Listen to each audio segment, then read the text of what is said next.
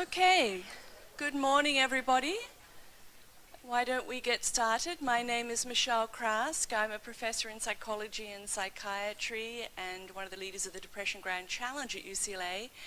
And it is indeed a great honor and pleasure to introduce Vikram Patel, currently the Pershing Square Professor of Global Health and Wellcome Trust Principal Research Fellow at the Harvard Medical School. So I have known Vikram for some years now. His work really focuses on the burden of mental disorders, social disadvantage, and community resources for prevention and treatment.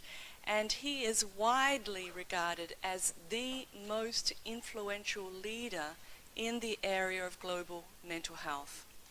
So, as I said, I've known Vikram for some time. We've been on committees together with the MQ Foundation in London, as well as Wellcome Trust. And like many others, I have followed his ascendancy in the area of intervention research for under-resourced areas around the world. And in fact, whenever myself and my colleagues are doing similar lines of research, the very first question is, what is Vikram doing? And how is he doing it? Because he has truly become the guiding light in this area of research.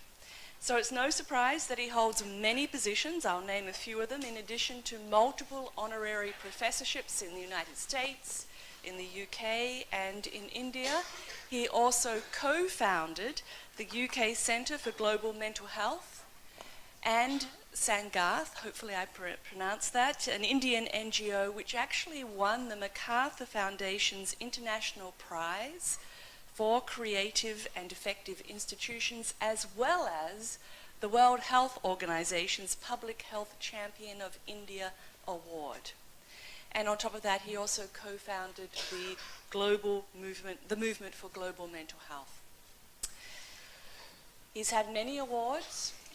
He's been the recipient of, I'll just name a few, the Chalmers Medal from the UK Royal Society of Tropical Medicine and Hygiene, the Senat Medal from the US National Academy of Medicine, the Pardis Humanitarian Prize from the Brain and Behavior Research Foundation, and my favorite, an honorary OBE from the UK government. That's a big deal. And on top of all of this, Vikram is an especially generous scholar in his mentoring of early career investigators and his willingness to help others, even when he kindly agreed to give a speech honoring one of my mentors, David Barlow, at Dave's Festschrift, even though Vikram had never met Dave before. So that was really on top of everything. So you can see we have true greatness in our presence. So it's a great honor to introduce Dr. Vikram Patel. Oh, thank you, Michelle. That is such a kind... Gosh, that was such a kind introduction. I felt like I was at my funeral. But I hope you'll say nicer things even then. So, because Michelle has already given an introduction that the field that I am most closely associated with is one called global mental health, I thought I'd begin with that. I'd like to begin by first just reminding us all that the field of global mental health is simply a subdiscipline of the field of global health, which in itself is a relatively recent field. One of the earliest definitions of the field was only made in 2009 by Copland and others. And what I want to do is to start with my understanding of how the field of global mental health applies some certain core principles and values to the specific area of mental health. We wrote about this in 2010. My colleague Martin and I actually started the Center for Global Mental Health in London, which celebrates its 10th anniversary this year. And as you can see in this definition, I've highlighted a few key words that have been a driving force for the way I think about mental health care across all countries of the world. The first is the idea of disparities. This is, of course, something that is present everywhere, and disparities occur in two different forms. The first is the disparity in the care of people with physical health problems and those with mental health problems, and then disparities due to your station in society, disparities linked to your ethnicity, your religion, your social class, and so on. The second important definition is quality. It isn't only good enough for us to be satisfied with access to care, even though that is a hugely unfinished business, but the questions we must always be asking is access to what kind of care. You know, if I look at our colleagues in, say, for example, HIV or TB, they're not really concerned with whether or not someone's coming to the clinic. What they're really concerned about is whether someone is getting minimally effective therapy for those conditions. And I think we should be asking exactly the same searching questions about the care that we provide. The third important highlighted word here is human rights. You might not see this very often in a lecture on global diabetes, for example, but it is actually extremely important when we talk about global mental health care, and you'll see in a moment why. And the fourth, and this is perhaps maybe quite unique to mental health of all the global health disciplines, is the word all countries. In Harvard, I get a lot of students who come to me saying that they want to do global mental health, and then the next question is, where can I go in Africa or Asia? And I say, well, actually, just cross the T line from Longwood Medical Campus into Jamaica Plains. And in fact, you know, you'll see global mental health right there. The opportunities abound in your own backyard. And this is, of course, because as far as mental health is concerned, one could argue all countries are developing. And again, in this respect, this might not be the case for diabetes care or cancer care, where it can be said that the quality of care in the US, for example, really quite outstrips the quality of care in most other countries, certainly in the global south. Not necessarily true for mental health. Now, why is this a very important subject? Just a few background slides. I want to spend most of my talk really thinking about solutions, but just to get a sense of what is the scale of the problem that we are facing globally. The first is, of course, drawn from the burden of disease as measured by the metric, the disability adjusted life year. On this slide, what I've done is I've shown you the proportionate burden of the global burden of disease that is attributed to mental and substance use disorders over a span of 25 years. The countries of the world have been organized according to their social economic development status. So I split my time between two countries. The one country is India, which would be represented by this blue line here, which is a low-income country, and the other country is the US, which would be represented by the red line here. What you can see in both countries is that there has been a 50% increase in the proportionate burden of mental disorders across these 25 years, even though obviously the absolute burden is different. The reason for this increase is twofold. The first is because we've done very well in controlling other health conditions. For example, infectious diseases and perinatal and child health problems. The second is because in both countries, we are seeing a massive surge in the numbers of young people. And I'll circle back to this issue of young people again. It is central to our field to recognize the importance of the demographic of young people. Even though most of us in our clinical work will largely be dealing with adults, most mental health problems will have begun before the age of 20 or 24. And so this particular demographic of between 18 and 24 represents, perhaps developmentally speaking, the most critical phase of life when it comes to mental health problems. And we are seeing the largest cohort of people aged 18 to 24 in the world, and particularly so in the global south. And of course, that is also driving, therefore, the burden of mental health problems, because we've been also pretty ineffective in any interventions for the prevention of mental health problems. Now, the DALY is a very abstract metric for most global health people, for most clinicians. You know, no one knows really what it is, and I'll be honest with you, neither do I. But it does help me very much to use these figures because it really makes a case for these health conditions. It's a bit like a sausage machine. You put lots of data in and you get a nice number. But it's really, really hard to interpret. What we can interpret is death. Mortality is something that all clinicians and all public policymakers are very attuned to listening to. What we have not acknowledged well enough is that mental health problems kill. They kill in epic numbers, especially in youth. Indeed, mental health problems are directly or indirectly associated with the leading causes of death across the world in the age groups of 18 to 30. In the 2 countries I live in, here are examples.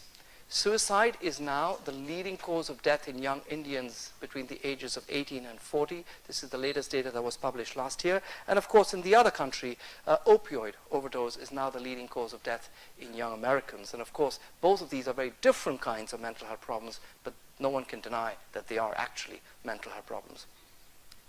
Now, how have we responded to this enormous burden of suffering and death? Well, in this slide, I want to show you what we know, the latest data that we have on what is the proportion of people with mood, anxiety, and substance use problems together accounting for 70 to 80% of the total burden of mental and substance use conditions. What is the proportion of people in the population who access minimally effective therapy? And again, this draws back to my earlier point. It's not just good enough for us to question whether or not you sought treatment, but did you get minimally effective treatment? This is a very important metric. So the first set of bars I'm going to show come from low and middle income countries, which are in themselves very heterogeneous. Nevertheless, this is how the world is classified at the moment, and so that's the best we can do. So what you can see here is the first astonishing statistic. More than 95% of people with these conditions in the global south do not receive minimally effective treatment. I can't think of a single health condition in medicine which would have such a massive unmet need for care.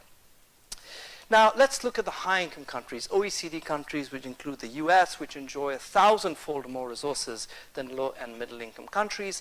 And you might ask yourself, with all the extra money that we are spending, what is the impact that we have on effective coverage of these interventions? Well, not surprisingly, the bars are definitely a lot higher, but not nearly as high as we would want to see or expect to see, given the amount of money that we're spending and the amount of resources we have. Now, I know many of you may feel that we're under-resourced here in the US, but just to give you a reality check, there are more mental health professionals in California than the whole of Africa. And so, you know, it is true we may be under-resourced, but think of the rest of the world, we are very, very richly resourced in this country. And in spite of that, our actual coverage of effective interventions is pretty dismal. And I want to return to this idea repeatedly. The idea really is this, that simply throwing more money at the problem isn't going to change this graph very much. We might go up a couple of percentage points, but we will have to massively spend money just to go up a couple of percentage points. We're going to have to also reimagine how we deliver and organize care, and much of that innovation is coming from the global south. When care is received, this is tragically what it looks like. These are actually fairly recent images. These are the four outside images are taken from mental hospitals in 4 different countries of the world. The top left-hand one is from Serbia. This is from India. This is from Chad. And this is from Indonesia. And this is, of course, community care in India. It is a horrifying picture. And I've often challenged my audiences with a thought experiment. Imagine if this was a hospital for people with diabetes or for HIV. Actually, these are hospitals, but these are hospitals for people with mental illness. And the fact that these continue to exist in 2019 is a real testimony to our complete failure to respond to mental health care globally. As my mentor, Arthur Kleinman, describes it, it's truly a failure of humanity. Now, it is true that in most developed countries like the US, these sorts of images that one might have seen 60 or 70 years ago may no longer be visible, although this person might be replaced by the homeless person on the street. And these individuals are simply now in different kinds of prisons, real prisons, real jails. This morning I had a very interesting meeting with some of the community psychiatry residents here who described a program that they're working in jails and diversion programs. God knows we need those because it turns out that in most states in this country, more people with serious mental illness find themselves in a prison than they do in any kind of clinical facility. So we're doing pretty badly even in that respect. That is to say, providing a reasonable therapeutic environment for people with some of the most serious mental illnesses. So I want to now turn to a very positive story. I want to turn to the stuff that is happening globally that might point to the way we might go in the future in how we think about how we organize and deliver care. Now, global mental health innovators around the world have been spending the last 2 decades thinking about how to address different kinds of barriers. The first, of course, is the supply-side barrier. I've already referred to that. And by supply-side, I'm specifically really talking about the availability of suitably skilled providers to deliver evidence-based interventions. We're not talking about discovering new interventions. We're only talking about doing better with the interventions we already have, because that seems to be a really important gap in its own right. So how do we, in situations where the number of mental health professionals may be 1 per 1 million in the population, this is not an outlandish figure, this is probably the norm in many parts of the world, how do we actually deliver these interventions that historically have always been delivered by highly qualified mental health professionals? But there's also a very important other barrier, which is demand. I have no doubt in my mind that one of the reasons why we have relatively low levels of effective coverage in rich countries is because people don't want the kind of services that we are offering them. They don't want them for multiple reasons. For example, they don't want it because, in fact, they don't conform with the way they understand their own problems. In many communities, mental health problems are inseparable from social and spiritual difficulties or challenges, and a highly biomedical diagnosis-driven approach is not acceptable to many people. Similarly, in many communities, the only offering that you might have is medication, when actually what the person may want is a psychological or a social intervention. So for a variety of different reasons, demand-side barriers are also important to address. And over the last 2 decades, colleagues around the world have really been trying to design interventions that can address both the supply-side barrier as well as the demand-side barrier. And we have an absolute flourishing of evidence around how we can do so. Enough evidence that now there are at least 8 or 9 systematic reviews and meta-analysis focusing on the delivery of clinical interventions for mental health problems in the Global South. I've just shown here a few of the systematic reviews that I've been involved with. If I had to add up all the different randomized controlled trials that have gone into these systematic reviews, they're now near 100, making this probably one of the largest bodies of clinical trial evidence on the delivery of interventions for any non-communicable health condition in the Global South. In my own program of work, these are the series, some, they're not all, but these are the series of trials that I have led through the organization Sangat, which is an NGO that is has been my primary partner both when I worked in Britain as well as now in Harvard, in delivering interventions for, as you can see, I'm fairly agnostic when it comes to the mental health condition. It's one of the great pleasures, I have to say, of working in a place where there are very few mental health professionals. Is there 2 great pleasures. The first is that you can be incredibly disruptive. And you can be disruptive because there's no pushback from professional guilds. This is actually, I've discovered, a very major barrier to innovation in places like the US. And so you're free of any pushback. No one's there to stop you. No one's there to say there are safety issues, because actually there is no alternative. And so you can innovate in very disruptive ways in these settings. And secondly, another very important part of working in the Global South is that communities are very, very central in thinking about how healthcare is organized. So no one will question or interrogate the engagement of community resources. This is almost the starting point in any conversation about healthcare. So it was a fertile ground actually for us to begin to address how we can deal with these very diverse problems. A third important opportunity is you're always going to be a generalist. You can't specialize because there are no specialists. There are not even general specialists. I mean, if you can see my point, there aren't even psychiatrists, leave aside child psychiatrists or psychologists. And therefore, if you're a mental health professional, you have to be a jack of all trades because there won't be anyone else to deal with the most specialist problems. So you can see here on this list of different programs and trials that we cover the sorts of range of conditions that in this country might be hived off into smaller silos of super specialism, which luckily I have been free to explore without those sorts of boundaries. Now, I want to just summarize what it is that this large body of evidence has taught us, but I want to start with a very important question. 25 years ago, when I began work in this area by going from Britain to Zimbabwe, I had just finished a course in medical anthropology. And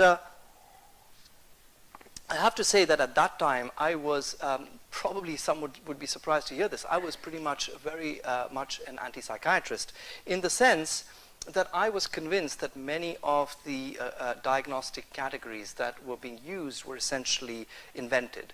And that they were invented largely to sort of fuel the profession of psychiatry and psychology. And that actually, in most parts of the global south, these diagnoses were heavily culture-bound, and that I wouldn't really see them. It's a good thing when you do science to be able to change, to let the science inform your views, and no matter how dogmatic your views are, to be able to acknowledge you were wrong. And I actually have come back 25 years later, after dozens and dozens of studies done by colleagues and myself, to actually come with a very different and perhaps a little surprising conclusion. And that is that the theoretical frameworks of the interventions, if they provide us an understanding of what the nature of the problem is, are so similar across these cultures, across the 100-odd trials, even though the vast majority of them were led from the global south, and they involved very grounded work trying to identify how people understood their problems and try to develop theories of change and mechanistic maps on how interventions would act. The truth be said, actually they look exactly like one another. And at the heart of this are core principles that you will find immediately recognizable in the literature on cognitive and behavioral therapies, as well as interpersonal therapies, and perhaps some others as well, like mindfulness. But essentially, there is a huge degree of overlap. And for me, it's been a very important scientific fact that the very experience of psychological pain, just like physical pain, is in fact a universal human experience. Now, some of you might find this a rather naive and superficial observation, but do remember that there is still a very vocal group of people who believe that mental health problems in the global south are an invention of medicine, that they're being used to profit certain groups, etc., etc. There's a whole kind of narrative around this, and therefore this is an important observation, especially so when this observation comes from scientists who have been rooted in the global south all their lives, worked there all their lives, and worked with local context, cultures, and language. The second important observation, and here I draw on the work of people like Jeannie Miranda and others. When I used to read papers by Jeannie and others, I was really quite amazed by how similar, in fact, work in the global north was in terms of the innovation that people used to improve access to quality care, as it was in the kind of work we were doing in Asia, Africa, and elsewhere.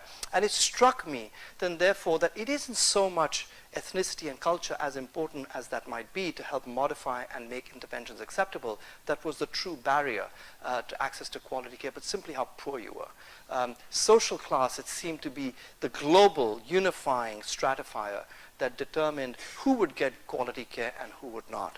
And this was equally true in India, where if I lived in Bombay or Delhi, I could access the same kind of care that people could in Boston by coming to Mass Gen or McLean.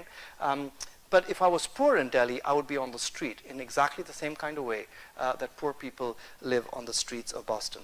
And so it really did seem to me that social class was the driving force rather than, although of course culture and social class do overlap in many places, so these are not separate, but the fundamental stratifier was social class.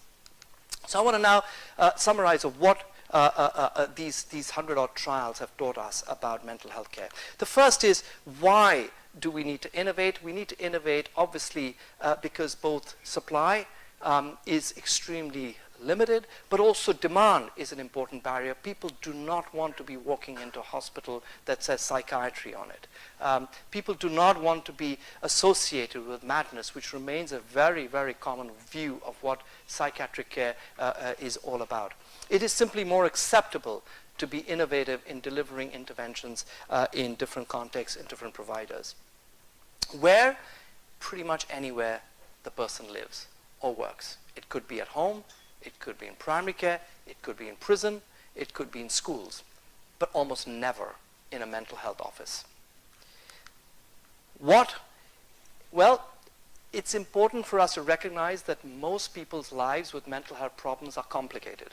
They're complicated not only by their illness, but by the social factors that often live alongside that illness. And in most parts of the world, to deal with your mental health problem without addressing the social determinants of that problem is a very artificial distinction. It works well for us as clinicians because we don't see ourselves as social workers. And we have, again, professionalized everything in such narrow silos that is the business of some other professional group. But in most parts of the world, and for most people with mental health problems, this is not how they view their suffering. They typically view their suffering as inseparable, in fact, from their social problems.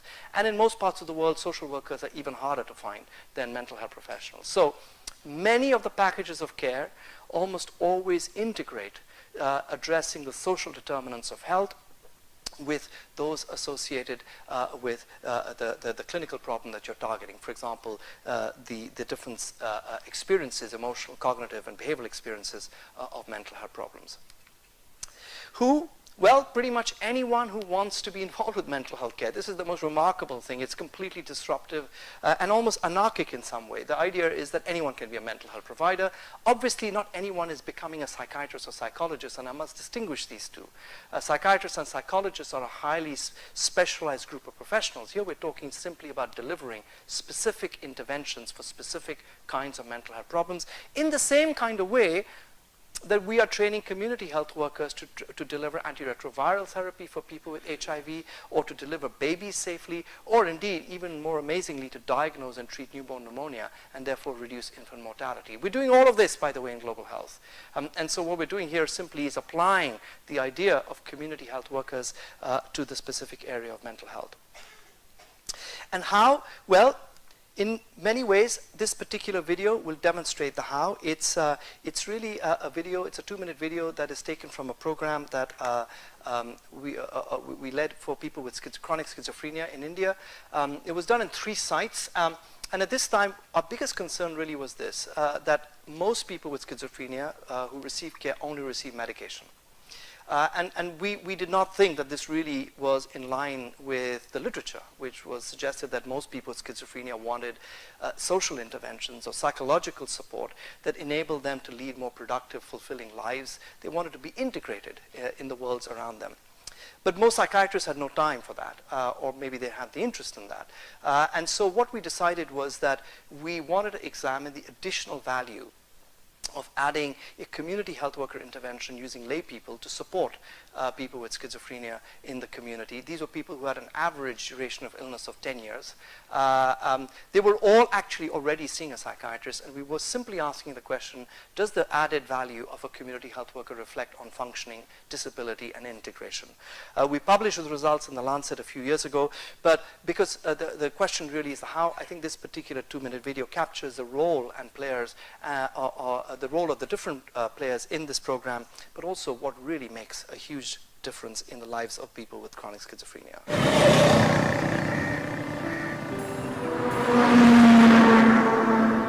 So एकदमच मला कम से कम 5 मिनिटं आवाज माझ्या कानाला फिरत होता. मी देव बोलतोय असं तसं. मी म्हणायची ही सोंगच करतीया, ढोंग करती ती मला त्रास देण्यासाठी. मी मस्त तिला शिवे द्यायचे, भांडायचे तिच्या संग की तू ढोंग करतीयस. आजूबाजूची लोक ते दृष्टिकोनातून बघायचे तिच्या येडीचे, हसती बघा कशी. कोण माणूस पुढनं येणारा असला तरी त्याला असं वाटायचं ती माझ्याकडेच बघत हसली, म्हणून तो माणूस असा बघत उभा राहायचा. मग मी ती उभी राहायचे. मी 2-3 माणसांना बडावलेलं बी आहे त्याच्यातनं. तसं जर देव वगैरे केलं, लाख भांगेल लय केला बरं का. देवा ह्या देवाला जा, त्या देवाला जा, त्या अमक्याला पळा, कुणीकडे पळा, लांब लांब लय जो 5-6 महिन्याने दाखवलं देवासाठी. प्रमाण उलट देवा वगैरे जास्तीच वाढायचं, पण कमी नाही. वाईट वाटायला लागलं की झाडाला धरायचं आणि रडायचं. कोणाला सांगायचं नाही पण असंही म्हणून. कॉप्सी हा प्रकल्प जो आहे तो त्याचा लॉंग फॉर्म असा आहे, care of people schizophrenia in India. म्हणजे औषध उपचाराव्यतिरिक्त जर काही सामाजिक उपचार पद्धती जर या लोकांना चालू केली. डॉक्टर आणि पेशंटच्या मधला दुवा असा आमचा रोल होता. ते म्हणलं पाठवा की सर, बरोबर, कारण आम्हाला माहिती येते कसं कसं काय गोळ्या द्यायच्या, कसं काय करायचं किंवा काय करायचे, कसं त्याच्याशी वागायचं, कसं काय, हे म्हणलं आम्हाला माहिती पडेल. Work is not just for money, it is for self-esteem. It's what you think about yourself. It's the way you spend your time. It's your productivity. It's what you give to society, what you get from society. So when they start working, then they feel much better. வேலை செய்வதான் எனக்கு இப்ப சரியாச்சு இல்ல சரியா இருக்கு. जोपर्यंत जमेल ना तोपर्यंत तरी काम असावं आपल्याला असं वाटतं. जोपर्यंत जमेल तोपर्यंत. दिवसभर म्हणजे काही विचार वगैरे काही येत नाही. दिवसभर याच्यातच मन रमतं ना. आता जरा बरं आधीपेक्षा बरं. ते 2 पोरं आहेत म्हणल्यावर त्यांच्या विचाराशिवाय कुठलेच विचार नाही घेत. त्यांचं शिक्षण पाणी त्यांना पायावर उभं कसं करायचं एवढंच लोड आहे. आत्ताची परिस्थिती आणि त्या टायमाच्या परिस्थितीमध्ये किती आसमानचा फरक.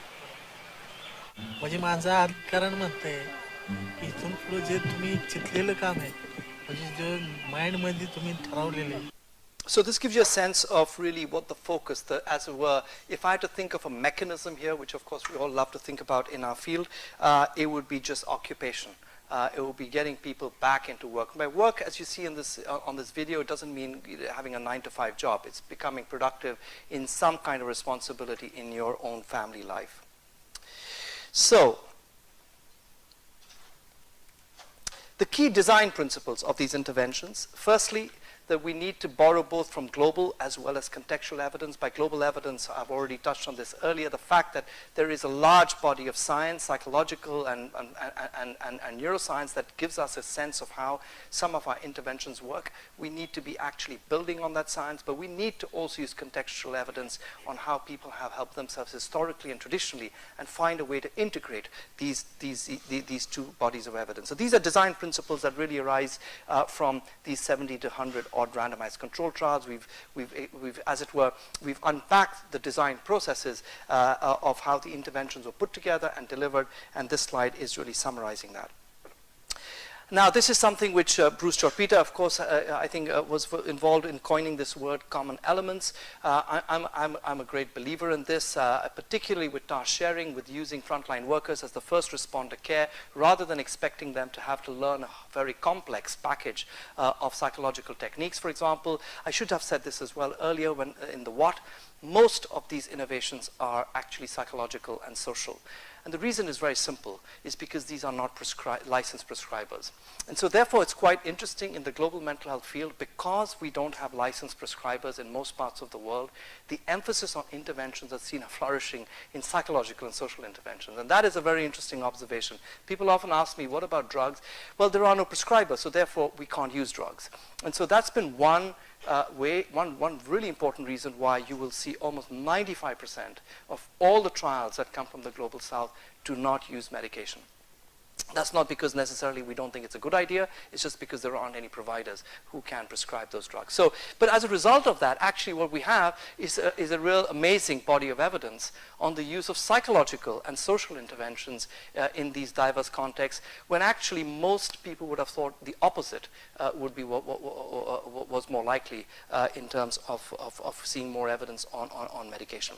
So the common elements approach really is about psychological therapies, and here we're referring, for example, to a more parsimonious set of active ingredients, if I can use that word. Bruce will correct me, I'm sure, and so will Michelle, which we hypothesize are the ones that actually produce symptom change. And so a good example would be the use of behavioral activation for mood symptoms. The other important design principle is because people have tough lives and they can't be coming forever for sessions, the focus is really to front load these therapies so that you deliver as much as early as possible, recognizing also that dropout rates are a huge impediment to good quality care. And so the vast majority of these programs use very brief therapies. Most of our treatments do not exceed 8 sessions, which is interesting because now exactly the same approach is also being used in the North. The providers are trained, they don't need to learn the whole physiology and physiological basis of depression or anxiety, but simply really the core mechanism or principles or the theory of change of how depression or anxiety occurs and sustains itself, and how these behavioral interventions or psychological interventions actually, as it were, break the vicious cycle. It's very competency-based, and supervision is typically done in peer groups. So these are some of the core design principles that have generally been applied across all the different trials that I mentioned earlier. I'm currently leading, amongst the many programs I'm leading, this is a program along with Bruce and several other collaborators, looking at developing a suite of interventions, and also Resham is here, who's doing a PhD on part of her work in India with us in this program. So in this particular program called Pride, it's essentially a program, as you can see, that is aiming to develop a suite of school-based interventions, starting with whole school interventions, of which we already have completed a large randomized control trial demonstrating a whole school intervention impact on mental health of students, but then a range of classroom and individual-based interventions targeting different levels of need. And so the Stepcare idea, of course, is something which is also very important from a public health efficiency perspective. My own book, some of you may know that I had written a book called Where There's No Psychiatrist, which was intended to be a clinical manual for frontline workers. The first edition was written in 2003.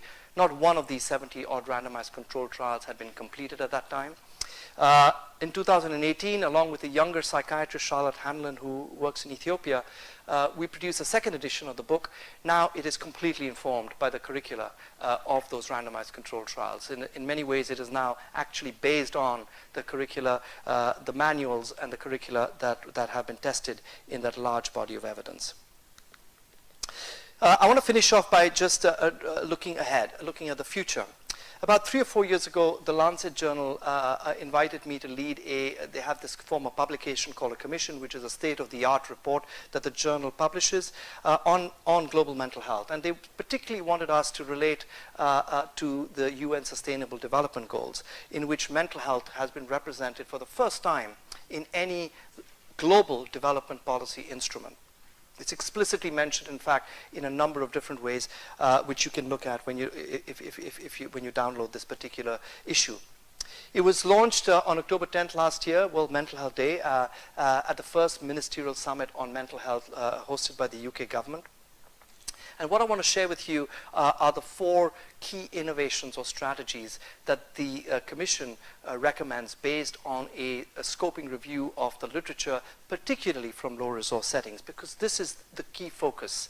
We are not, in this particular work, focusing on psychiatric care or psychological care in highly specialized settings, recognizing that that is already happening, and those who are fortunate to access that care should continue to get that. But for the vast majority of the world's peoples who can't access that kind of care, what is the kind of care structure that we should be promoting? So there are 4 key strategies. First, reconfiguring care from clinics to communities. In too many developing countries, even though there are very, very few clinics, even in those countries, in those contexts, almost all the money and almost all the care is focused only in clinics.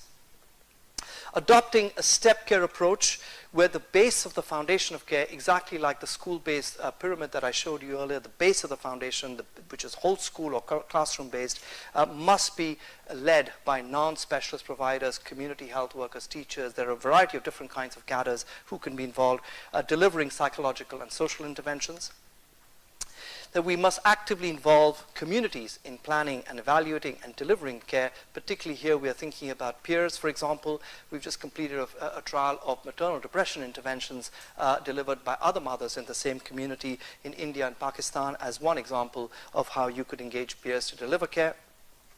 And we also think the evidence, although still early, on digital tools, both for the person who is affected, but more importantly, for the provider, for the workforce and the health system, should be embraced. Now, if I look at this slide, and for those of you who are old enough to remember the 1960s, which I can't remember because I was only a kid then, but some of us, I think, here will remember the 1960s and before, and you look at the first 3 of these, you leave aside the 4th one because the digital tools are much more recent, you'll really recognize the principles of what we used to call social psychiatry. There isn't actually anything terribly new. This is like old wine in a new bottle. And I remember my colleague Graham Thornycroft, who remarked and said, what people are doing in the global south is what we did in London in the 1960s. And it's true. It's absolutely true, because if you look at the movement for social and community psychiatry in the 1960s, this is exactly what it is that people were speaking about. Those are the years, when hospitals were being shut down, where there was a move to build community mental health teams, to have sheltered housing in the community, to have primary care practitioners involved with the provision of psychological therapies. My goodness, there was a revolution in our field. Something happened. And a good historian will probably have to tell the story of what happened from the 1970s that made us retreat to buildings like this, so that we actually left the community and we returned to these large ivory towers and then began to ask questions about how do we return to the community. Anyway, the good news is that this is a very lively and indeed maybe the only viable way we will ever get mental health care out in most parts of the world. For me, these ideas are very much value-based. They're based around what I consider three very core principles of global health. The principle of social justice is simply argues that everyone, everywhere, must have access to the same quality of care, regardless of how rich or poor they are, where they live, or what is their background, their ethnicity, etc. The person-centered nature of care is that we must address what matters to people rather than what is the matter with them. We must really focus on what really concerns them. And so, for example, if you remember in the video, what concerns most people with schizophrenia, not all, and it's not a competition, of course, having scary voices is a very significant concern. But what really matters when those voices are controlled is having friends, having work, having a decent family life, and we really do need to figure out how our programs don't split these off into small little silos according to professional boundaries. Another really important part of person-centered care actually is caring for medical health, physical health problems, because oftentimes the mental health program is the only health program they will access. And so person-centered care, of course, has many meanings, but I think taking care of holistic needs is key. And the third principle of global health is empowerment, and by this it really means the empowerment of community resources to become actively involved and engaged with providing care rather than passively being told that essentially care will be provided for you by the edifice of the healthcare system. I underline the word global because I want to stress that these innovations are not only for the global south, but this actually applies just as much to the global north. And I know that many of you here are already involved with this kind of work in the US, here in LA and elsewhere. And here what I've really identified are three kinds of rights that in the Lancet Commission we also frame the Commission around a rights-based perspective. And in these rights you'll see some things that are quite intuitive, but I think there are some that perhaps are less well articulated before, and that is the question of choice. I do think that in the same kind of way that our colleagues in other areas of medicine really enshrine the idea of choice, if you have multiple interventions available for particular health conditions to enable people to make a choice, is something that we need to also be working towards. And of course, ensuring that people, particularly with serious mental illnesses, are treated with dignity and respect and are supported in their decision making, so that we can see a world where involuntary commitment, for example, is minimized. I want to finish by drawing again upon the wonderful the paper that Jeannie and her team wrote, I think it was last year, in which you drew upon some of these innovations coming from the global south and their application in the global north. I was thrilled to read that paper because I think this idea of reverse engineering, of taking innovations that actually were present in the US in the 1950s and 60s, then disappeared, were rediscovered in the global south and are going to come home, as it were, is a wonderful historical arc, and I think I'd love to see more of that happening. In my own work in Boston, now that I have been here for the past 2 years, this is exactly the direction of travel that I'm taking these brief treatments like behavioral activation and incorporating them in the community health worker curriculum in Massachusetts. And just last month, my mentee, Daisy Singler, just won a $14 million PCORI grant to take the same treatment from India and adapt it for use in perinatal populations delivered by nurses in 2 US sites and in Canada. And so it's not only a question of this being hypothetical, but actually real world, that funders in the US are now interested, in fact, to look at how these innovations of clinical delivery might have a bearing on delivery here in the US. I want to finish by just telling you a couple of things about the program that I'm leading in Harvard and hoping that there might be some opportunities for us to work collaboratively between the West and East Coasts of this country. I joined Harvard 2 years ago, and my goal was very simply to try and catalyze work in the area of mental health, but particularly through focusing on interdisciplinary collaborations that bring together, for example, neuroscientists, economists, clinical and public health scientists, anthropologists, etc., in the same room. And to be able to examine how these very different disciplinary perspectives can work collaboratively to address some of the really big challenges that face mental health, and that ultimately to reposition universities as being very important nerve centers for transforming global mental health. And I have to say, we're at a really unique inflection point in this field. In July this year, for example, Zhou, the president of the National Academy of Medicine, is hosting a small meeting with the World Bank to mobilize $10 billion for scaling up mental health care globally. And I think it's really important for us in the academic sector to really define where our roles are, what our contribution can be to this field, so that we can actually be effective partners in very much the same way as universities were partners to PEPFAR in the scaling up for HIV care in this country. So with that in mind, we have 4 signature work packages that we have launched in the last year. We're launching an executive leadership program to build leadership capacity in governments and in organizations, which have a mandate to provide care, to scale up mental health care. The second is a new initiative with the World Health Organization to develop a common set of metrics to evaluate the impact of investments either at geographic level, that could be at country level, or in the case of the US, for example, it could be at state level or county level. The third is engaging people with a lived experience of involuntary commitment on supported decision making. This is a very specific program of work with the law school, and here really our interest is very much on enshrining the ideas in the Convention of Rights of Persons with Disability that really we should not be involuntarily committing people. It should be an extremely rare circumstance, and that the system has to work collaboratively to ensure that people with serious mental illness are supported in making decisions in their best interests. And lastly, and this is my final, I'm going to show you the final slide, is really trying to reimagine how we can train frontline workers to deliver psychological treatments. I'll just show you a 1-minute video, and then we'll open up for questions that really describes this program in very brief. Mental health matters to all of us. Depression, anxiety, alcohol abuse and trauma are familiar words, but we're not all familiar with overcoming them. Well, what if there was a new way to help? In fact, there already is. Research shows that brief psychological therapies can really help people to recover. If we receive the right training and support, then you can do it, and so can I. But if all this is true, then how come 9 out of 10 of us affected by mental health problems don't get the help we need? Because the old-fashioned ways to train and support providers are expensive and impossible to scale. The world needs a solution, and we believe technology can help to provide the answer. We are designing a digital training platform where anyone can learn and master psychological treatments. We're empowering ordinary people around the world to deliver mental health care and to support those in need.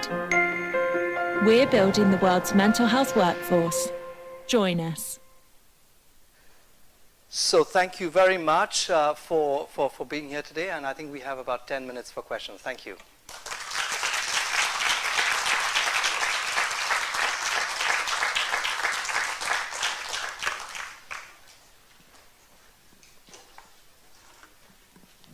Thank you.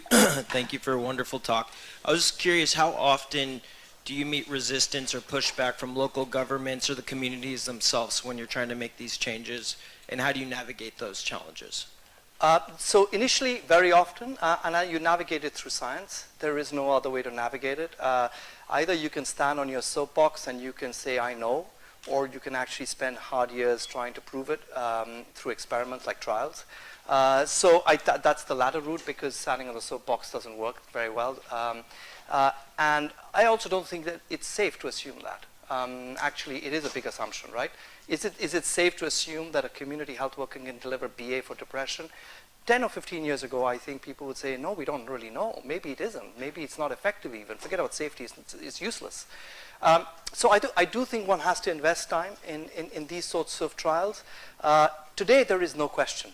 Today, now it's part of the World Bank and everyone's talking about it. It's now a policy recommendation. So I think this is another value of the power of this sort of research, is that you can influence policy and practice with it.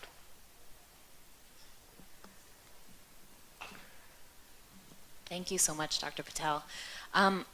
My question, so much of what you spoke about today has to do with increasing resources, whatever those resources are, in very underserved areas.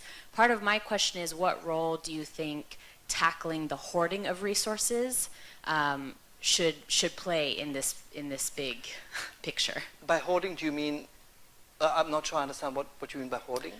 I think when you gave the comparison, for example, of the number of psychiatrists in California versus the continent of Africa, it seems like a lot of your work has been about making the best of the situation on the continent of Africa. What do you think we should be doing, if anything, to tackle this sort of hoarding of psychiatrists and the status quo as it is for the most privileged in this area? Oh God, that's a tricky question. Sorry. I don't know if I don't know if I have a ready answer for that. What I will say though is that my approach is that of global health. It's not mine. I basically consider myself a global health practitioner. As a psychiatrist, I much more see that as my primary discipline. And in global health, it's a field of hope. It's not a nihilistic field. And the fundamental hope is that every community has resources for health. And our challenge is, how do we use available and existing resources to deliver care, rather than sit and worry about how do we invent or create resources that are imaginary or fantasies.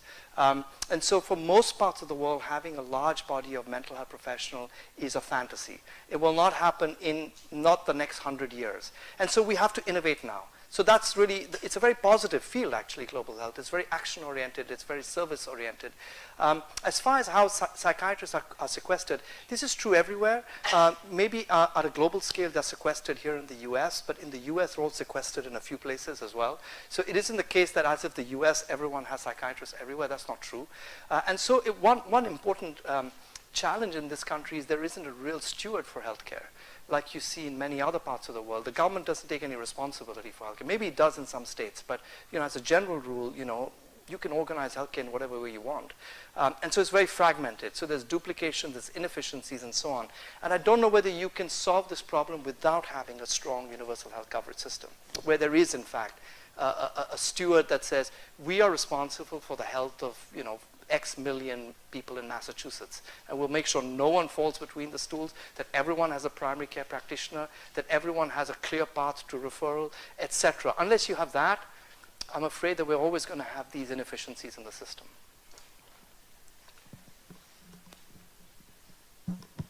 It's great to have you here, Vikram. Thank you, Ken. A couple of questions. In thinking of, you might say, the global engagement and the use of the online tools and so forth, I'm wondering if you're also thinking of how you would address context in getting things implemented, right? I mean, within a particular context in a given country or population. I would imagine you were involved with the UK's, they have their own online thing with, and so forth. And do you see this as somehow different than the UK? So IAPT, yes. IAPT is a terrific, probably the only, I think you're referring to the IAPT program, right? David Clark and others, the Improving Access to Psychological Therapy. It's the only program that has done something so remarkable. It is truly remarkable. And so I'm very inspired by IAPT. I think it's a remarkable example of how you can work outside the system and transform the system. But it is outside the system. It's important to remember that when IAP was started, which for those of you who don't know what it is called the Improving Access to Psychological Therapies. It's a national program in England. And last year, it had 1.1 million patients. 1.1 million in a country of about 60 million people. This is astonishing, and they not only have 1.1 million patients, but they have 95% outcome data. And so it's an amazing program, and it's quite remarkable. What it inspires us to think about is that it can be done. because 60 million is not a small population. It can be done that you can have access, you can have very short waiting times, you can have very high treatment completion rates, you can have very good clinical outcomes, and it is a form of task sharing because they don't use PhDs, although many of the providers are PhDs, they can be also masters in psychology. So it's very much inspired by that. IAP though is a delivery program. What we're doing is a training program. So they're not the same. They're different kinds of, they connect separately, and David's involved with this as well. But it's certainly an inspiration for those of you who sometimes will wonder and think about, can anything go to scale in this field? Another great example is the Origin program in Australia, which is particularly targeting young people, which has also gone to almost every city in the country. It mostly works with young people with multiple mental health problems, substance use problems, early interventions for psychosis, etc. So there are many places where this is happening. But almost all of them share one thing in common. They're state-led. That's really important. They all share one feature. They're all state-led with very significant investments by the state in this sort of care model.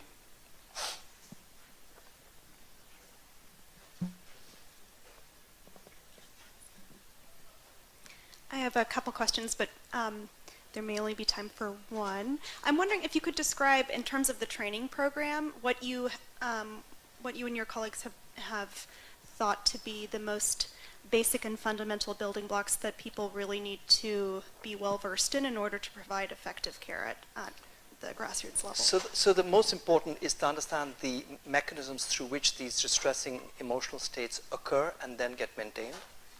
Actually, I think it's probably similar to what psychologists must learn.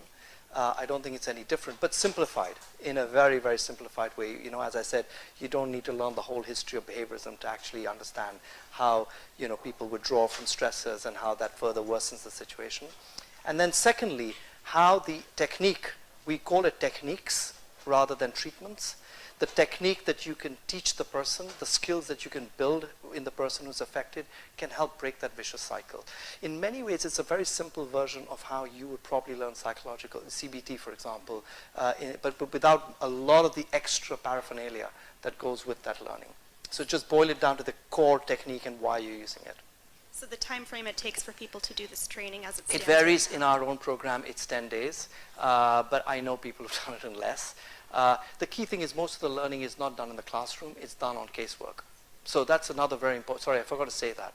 Most of the learning is supervised casework. Just like your best way to learn driving is actually to get in a car, right? I mean, I don't think anyone loved driving sitting in a classroom or swimming sitting in a classroom. And I think the same applies to psychological therapies. I can't see how you can learn psychological therapy sitting in a classroom. You can learn some things, some general things, some role play stuff, etc. But ultimately, you can only become good at this by actually doing it in the real world with real people and having someone supervise you. And so a very core element of the learning is what we call an internship, at least in our program, that after you finish the classroom phase, you enter into an internship phase. And that internship phase is supervised casework. And you stay there until you complete you reach a benchmark of, so many sessions supervised, and the supervisor gives the kind of quality rating. That's exactly what I was wondering. That's wonderful. Do I have time for one brief question? We just went over noon, so maybe we'll hold it for now, but if you want to come up, you can. Thanks again, Dr. Patel. Thank you. Thanks.